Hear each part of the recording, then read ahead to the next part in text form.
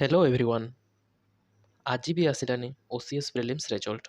तो आपण मानक मनरे एबे गोटे ही डाउट जे रिजल्ट केबे आसीबो एवं आ गोटे होची कोन पई एते लेट होची हमरो रिजल्ट आसीबाटा एवं एपे आपण माने कोन करिवे। तो फास्ट कथा आमे एठी सब डाउट को क्लियर करिवा कोन पई लेट होची। तो फास्ट आपण देखंतु गोटे जिंसो जदि आज आपण ओपीएससी साइट चेक करिवे ताले देखिबे 6 तारिख बा 6 जुलाई रो ऑलरेडी नोटिफिकेशन आसी सारिची, बाकी हमरो प्रिलिम्स रिजल्ट आसीनी। कोन पई एते लेट होची पिले? तो तार गोटे ही कारण इंटरनल सोर्स रु जना पड़ी जे ए पर्यंत समस्त ओएमआर सीट को चेक करा जाय नहीं। एबे भी ओएमआर सीट रो स्कैनिंग चली। ओके, तो से आपंक रिजल्टा एते डिले होची।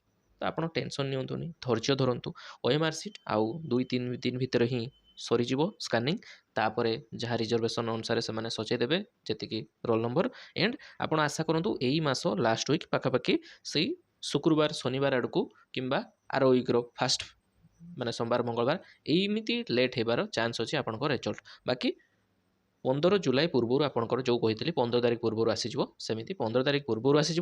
बाकी एबे आसुनी यही आगामी 2-3 दिन मध्य। ओके, तो don't panic, just prepare for your mains. बुझिपारे?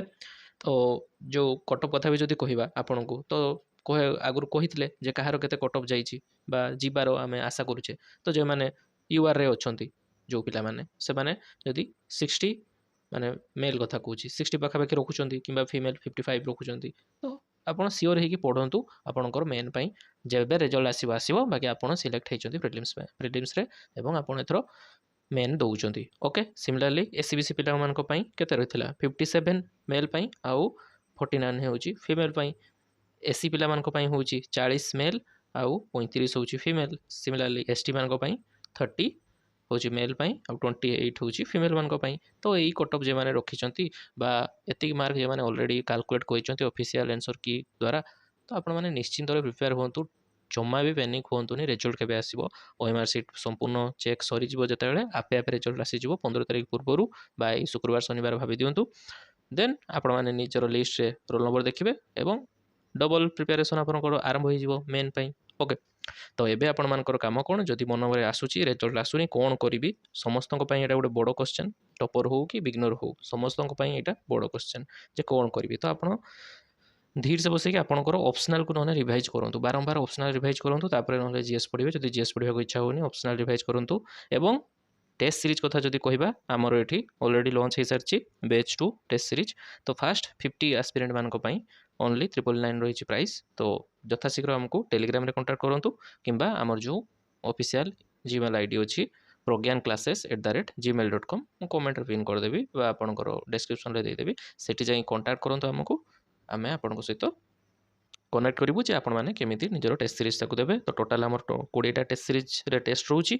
तो 10टा हूँ सेक्शनल टेस्ट और 10टा हूँ फुल लेंथ टेस्ट। ओके, ये केवल जीएस 1 रू 5 जीएस 1 कौटा कहुए एसए टाक कहुए आपंकर ओपीएससी सिलेबस अनुसार।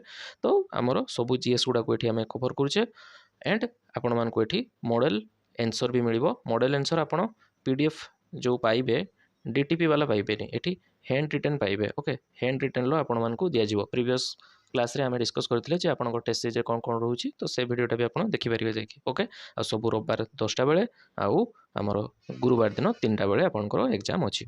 ओके पिला माने, तो भिडियोटी आपको इनफॉर्मेटिव लगिले जो सांग मैंने आपंकर एस्पिरेंट मैंने पैनिक रे अच्छी कौन पाई रिजल्ट आसुनी, तो आपण मैंने जनातु जे ओएमआर सीट एत पर्यंत पूरा कंप्लीटली देखा से आपंकर रिजल्टा लेट होची।